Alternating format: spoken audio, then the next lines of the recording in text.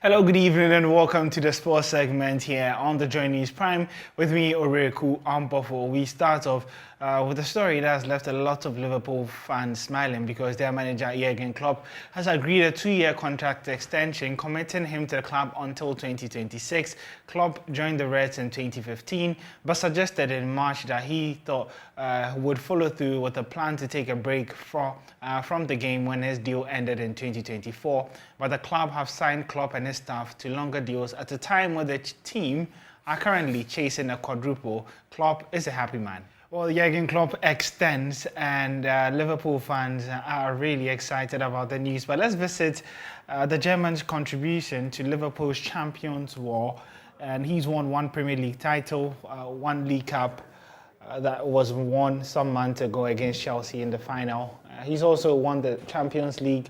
Remember doing that at the expense of Tottenham Hotspur. He's also won a Super Cup and a Club World Cup as a result.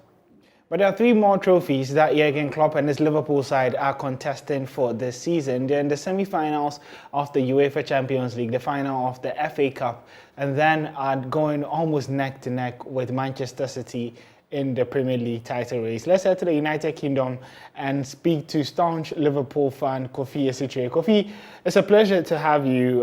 How have you received the news of Jurgen Klopp extending today? Great, I think it's great news. Thanks, Owuraku, for having me. I haven't seen you in a while on TV, so I'm happy to be here with you. But I think when the news broke, it was a welcoming news. Every Liverpool fan had expected and hoped that beyond 2024, Klopp was going to always, extend his stay, and he has always said that he isn't writing off an extension, but then he wished after 2024 he would take a sabbatical. Let's not forget that in 2015, prior to his arrival at Liverpool, he had taken a sabbatical from Dortmund when he left Dortmund, and then he had said he had actually really wanted a whole year to rest, and then Liverpool came calling and he couldn't turn his back after a couple of teams had gone there. So obviously Liverpool fans knew that after 2024 it was going to be a bitter goodbye, but then he was always open to renewing or extending his contract. And then, he has put smiles on the face of all Liverpool fans, and then, the whole club as at large.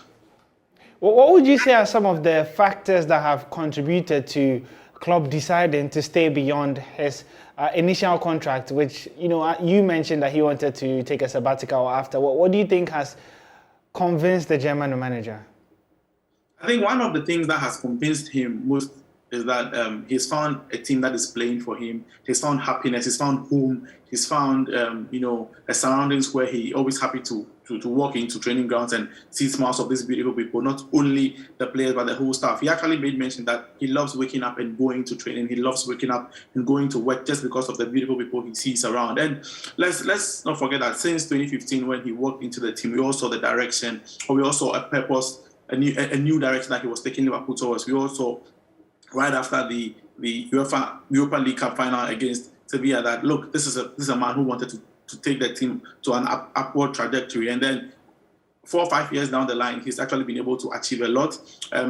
He might have wished to win more trophies than he has now, but then everybody could clearly see where Liverpool are at the moment as compared to where they were prior to Klopp's arrival. And he feels at home. He has always said that the only thing he dislikes about the UK is probably the weather, but then in Liverpool he always feels like he's in home. His wife loves it, his family loves it there, and he loves the people, he loves the food, he loves the culture. And we should not forget that Klopp is a charismatic person. This is a man who loves to engage fans in whatever he does, and he couldn't have met a better fan group than the Liverpool fan base, who would always roar you, cheer you on when you hear that anthem, You Never Walk Alone anthem, together with that charisma from both sides of parties, from Klopp and then from Liverpool fans. It's just a great marriage, a great chemistry between them. And obviously, he would always want to extend or want to stay. And he has said that even after his tenure as Liverpool manager, even if he walks away, Liverpool would always be in his heart. This is a man who I felt that was made for Liverpool, and Liverpool obviously was also made for him.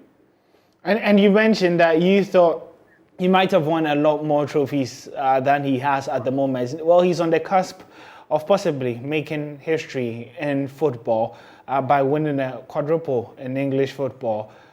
What do you think it would take for Liverpool to do that, and what would it mean for the whole fan base and the whole club? I think it's a huge one, and interestingly, a few months ago, in January and February, nobody was talking about Liverpool winning the quadruple. Then all of a sudden, there are these talks about the quadruple. I think that it only speaks gloomily of where the team has come. Credit to Jurgen Klopp and then the boys. I think everybody thought, especially in January, when the likes of Sadio Mane, Mo Salah, and then Naby Keita were going to the AFCON, the team was going to suffer a slump in form or in upturn of results. But then they have stuck to their guns. They have really proved that, look, and Klopp has said it several times that if it were not for Manchester City, he probably would have had a couple of more titles, especially in the English Premier League, and which I agree with him, because you cannot be second with 97 points and not win the league. Obviously, it has never happened in the history of the Premier League before, and he's going neck to neck again with Manchester City currently for the league. He's probably the favourites to win the Champions League, again in the final of the FA Cup with Chelsea, who Liverpool probably will start as favourites just because of the kind of form in which they are in, just looking at the kind of players, the caliber of players, and the one thing that has worked well for Klopp is the rotation policies that he has put in place. And look, almost every player, you might not be content with your playing minutes, but almost player is making sure he's keeping them happy, he's keeping them fresh for the next game.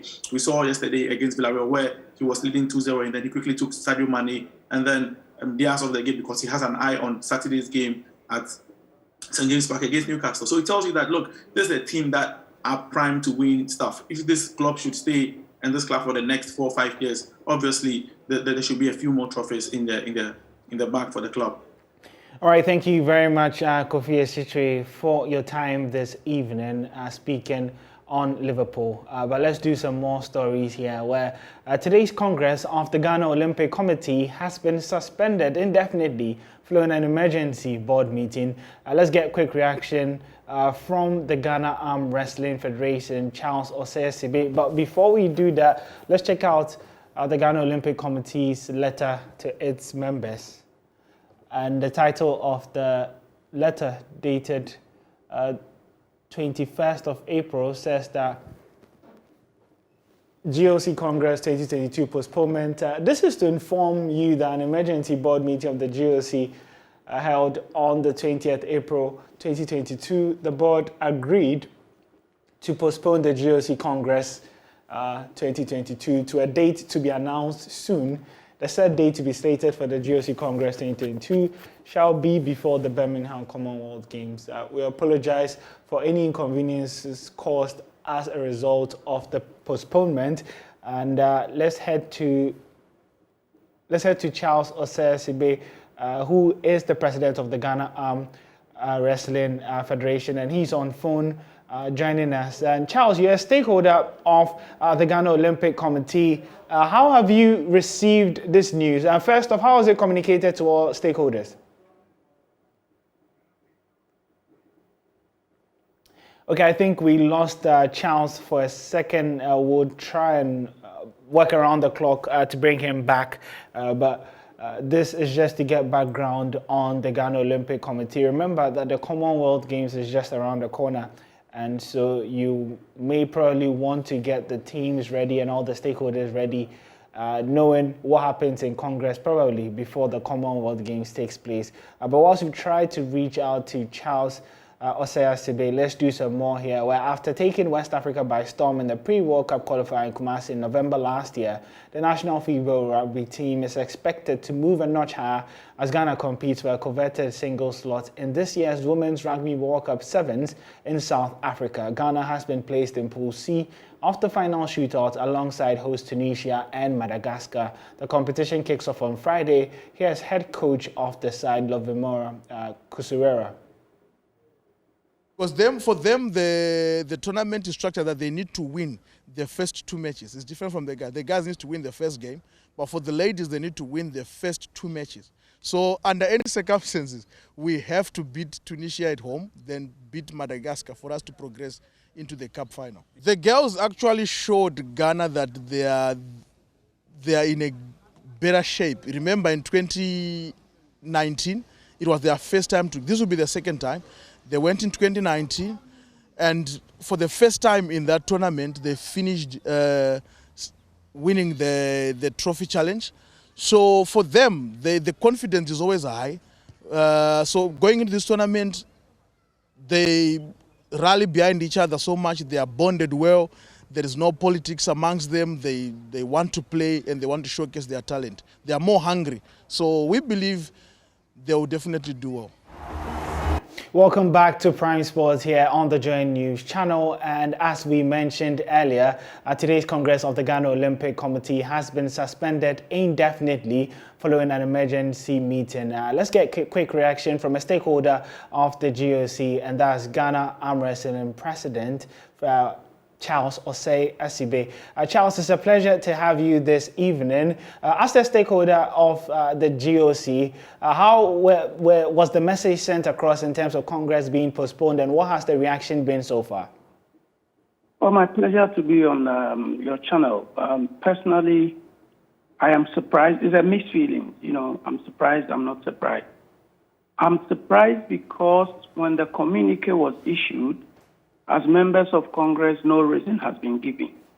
I am not surprised because I suspected the Congress won't come on. So it's a mixed feeling, but my only worry is the fact that leadership have refused to respect Congress. I mean, all of us are federation heads, and if there's a reason for which one wants to postpone Congress indefinitely, we feel it should be communicated. If you just slap an information on us and say that for certain reasons, we are suspending Congress indefinitely. I mean, you've read a communique, and I feel that it doesn't communicate enough. As an institution like the Ghana Olympic Committee, I feel the leadership could have done better. Yeah, but Charles, is it constitutional? And what are the procedures set out to announce that Congress has been suspended? And do they have to give a reason? Yes, if you look at Article 5.2 of the GOC Constitution, I mean, they triggered part of the Article 5.2.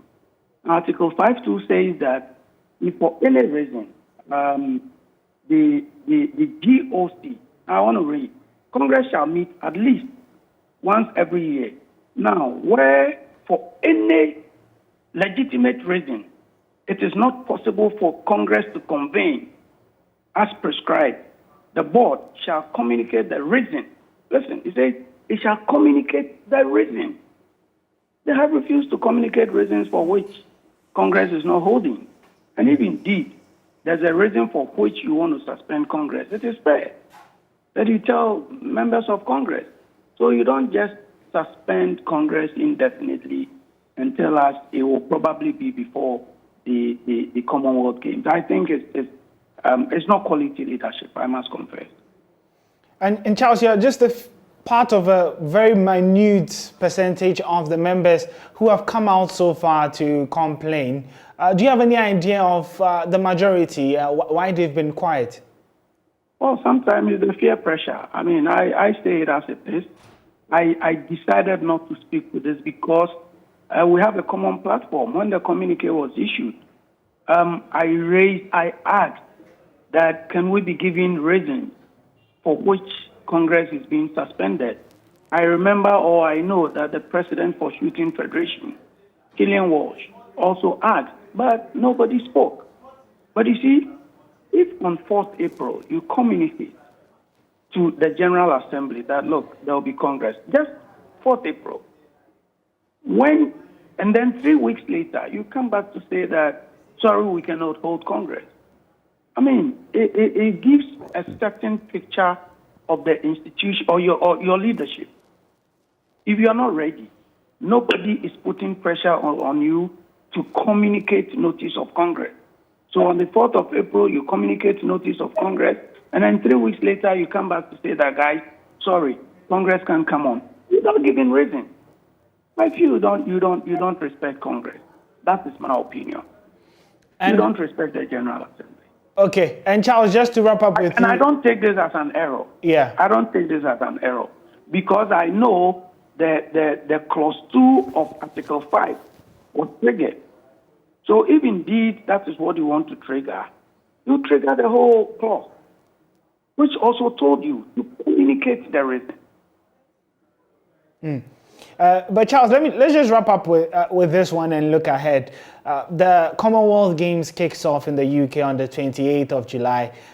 In the communique, the GOC do state that the Congress would take place before the Commonwealth Games. Do you have the feeling that this could perhaps affect preparations for the Commonwealth Game in any way? So if indeed the preparation for the Commonwealth Games, which we are actually not doing, we're actually not preparing for the Commonwealth Games. But if indeed you had given the Commonwealth Games as the reason, all of us, I'm sure, would have understood that, look, we are preparing for Commonwealth Games, there's more to be done. So can we respectfully have Congress after we have returned from the Commonwealth Games? So it's been over 1 year since the new leadership took office. We've not had Congress.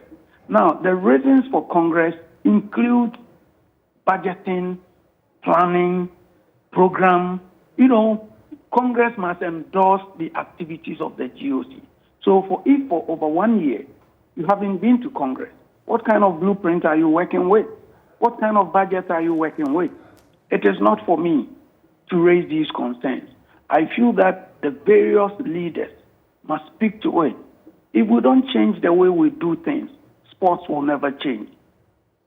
All right. If we do not change the way we do things, sports will never change. I mean, for fear, it's fear pressure. Nobody wants to speak to it. I will not speak to it. I have asked questions. I don't have answers. We leave it as it is, but I have told my federation head that we should all brighten the corner where we are instead of focusing on a certain leadership that cannot take us to where we want to go to. Thank you very much, Charles Osei-Asibe, the president of the Arm Wrestling Federation, for talking to us from a stakeholder point of view on what the suspension of the GOC Congress means. It's a developing story that we'll keep close tabs to. But before we wrap up on Prime Sports, let's talk about sports infrastructure and development, as we can confirm that work has begun on the AstroTurf projects that we've been seeing, and that's the one at Tishi. But unfortunately, we've run out of time, and we'll try and bring you this story in our subsequent bulletins. You can also get the report of this story I'm talking about on social media at Joy Sports GH on Twitter, Facebook, and Instagram. You can also check our page on myjoyonline/sport. We'll be back again tomorrow, same time, to bring you the latest in the world of sports, and most importantly, get you ready for what should be an amazing weekend of sports.